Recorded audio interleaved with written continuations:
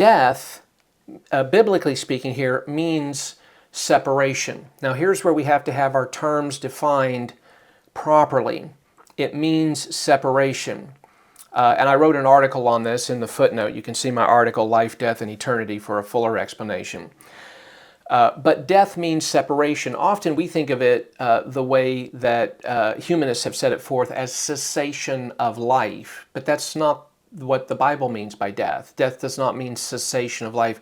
Death means separation. Separation. And you should keep that word in mind. Spiritual death is separation from God in time.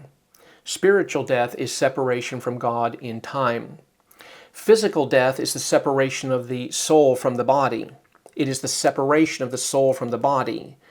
The second death is eternal separation from God into the lake of fire. And we'll talk about some of these definitions as we go forth, but we want to keep that in mind. Now, Adam's sin immediately brought spiritual death. It immediately brought spiritual death. Now, remember, going back to Genesis 2, and here I'll go back to 15. Then the Lord God took the man and put him into the Garden of Eden to cultivate it and to keep it. So God creates man, he creates the garden, and he takes the man and puts Adam into the garden.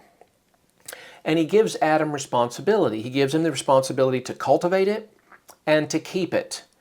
Now, to cultivate it means that he is to work it. To keep it, from the Hebrew verb shamar, well, that's interesting because it has the idea of to guard, perhaps even to protect, and it could imply through the use of this word that there was already danger afoot, that there is already some danger that Adam needs to be aware of.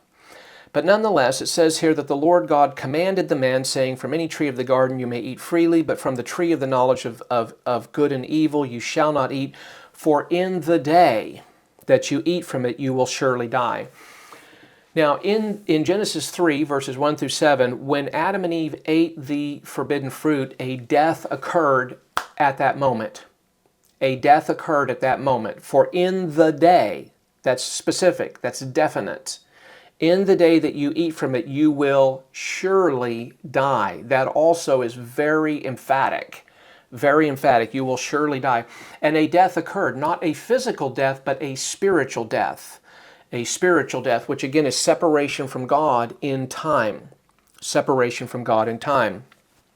Now later, Adam would die physically at the age of 930 years. Genesis 5:5 tells us, so all the days that Adam lived were 930 years, and he died.